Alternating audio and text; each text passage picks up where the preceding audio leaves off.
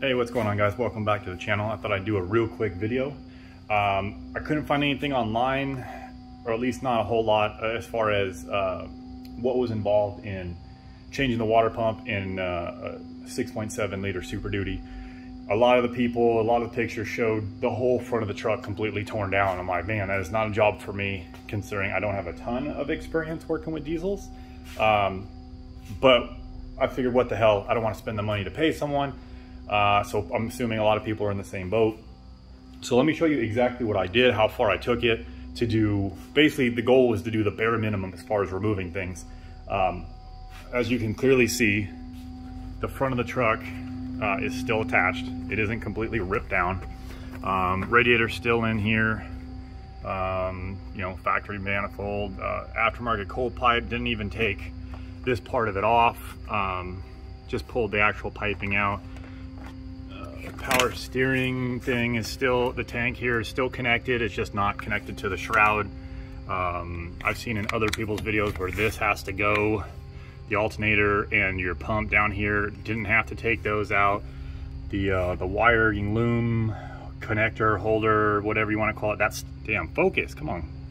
Anyways, that's still in there. I didn't take that out.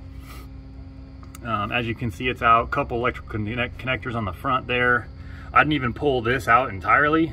It's still just sitting down in there. I set it down gently before anyone says anything about it leaning against the radiator. It was put there gently. It didn't just fall out. So didn't even have to do that. I had a cold air intake. Obviously that had to go just to get my hands in there.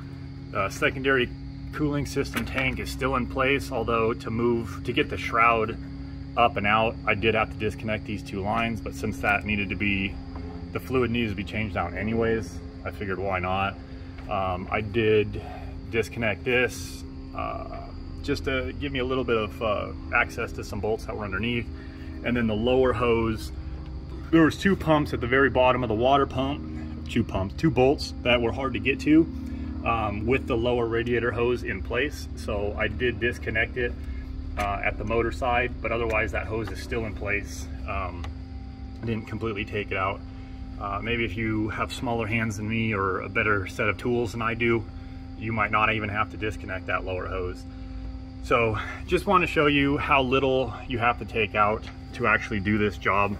I took it apart yesterday, then it started getting warm. So I'm going to wrap it up now, but you can see the upper shroud, it comes out in two pieces. Here's the cold side pipe, intake, and that's pretty much it as far as what came out. Shroud, I checked the belt. This is a good time if you're going to be doing this job. If your belt's got some miles on it, you might want to consider putting a new one in. My belt apparently is not the original. It's in way too good a condition to be the original, so I'm not going to replace it. It's still soft, it's got no cracks in it, it's not brittle in any way.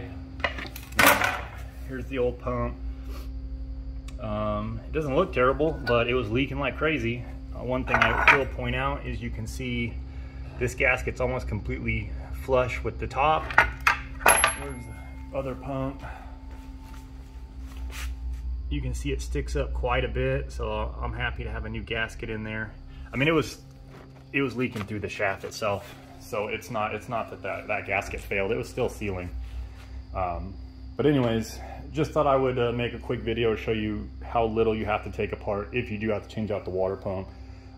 For what it's worth, I've never done this before. I have no specialty tools, just regular wrenches that you kind of see, you know, some sockets there, some stuff over there, and this kit right here. And it took me about 2 hours to get it completely torn down, never having done this job before. So if your Super Duty is leaking, your water pump needs to be replaced, go ahead and give it a try. It's really not that bad.